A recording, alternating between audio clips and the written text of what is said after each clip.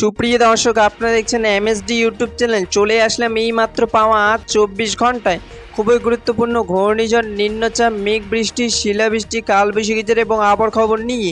দর্শক, আজকে ভিডিওতে জানিয়ে দেব বাংলাদেশে আবহাওয়া কেমন থাকার সম্ভাবনা রয়েছে এবং আরও জানিয়ে দেব পশ্চিমবঙ্গে আবহাওয়া কেমন থাকার সম্ভাবনা রয়েছে।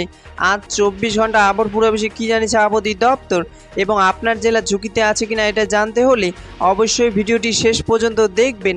আর আপনি কোন জেলা থেকে আজকের আমাদের ভিডিওটি দেখছেন সেটা অবশ্যই কমেন্টে বলে দেবেন, তাহলে আমরা সবার আগে সেই জেলার আপডেট দিয়ে আগে শুরু করব। গত ভিডিওতে যারা কমেন্ট করেছিল সেই সব জেলার আপডেট দিয়ে আজকে শুরু করছি এবং আপনি যদি আজকের ভিডিওতে আপনার জেলার নাম কমেন্ট করেন তাহলে পরবর্তী ভিডিও আপনার জেলার আপডেট দিয়ে আগে শুরু করব।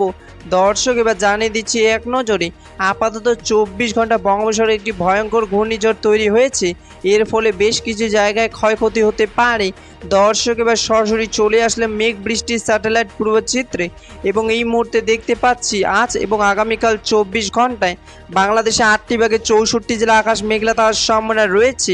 বাংলাদেশের সিলেট, সুনামগঞ্জ, হবিগঞ্জ, ময়মনসিংহ, নেত্রকোনা, জামালপুর, শেরপুর, টাঙ্গাইল, কিশোরগঞ্জ, নরসিংদী, গাজীপুর, ঢাকা, নারায়ণগঞ্জ, মানিকগঞ্জ, মুন্সিগঞ্জ, চট্টগ্রাম, কক্সবাজার, রাঙামাটি ও খাগড়াছড়িতে বৃষ্টি পড়ার সম্ভাবনা রয়েছে এবং পশ্চিমবঙ্গের দার্জিলিং, কালিম্পং, জলপাইগুড়ি, আলিপুরদুয়ার, কোচবিহার, মালদা, উত্তর দিনাজপুর, দক্ষিণ দিনাজপুর, বীরভূম ও মুর্শিদাবাদে বৃষ্টি পড়ার সম্ভাবনা রয়েছে।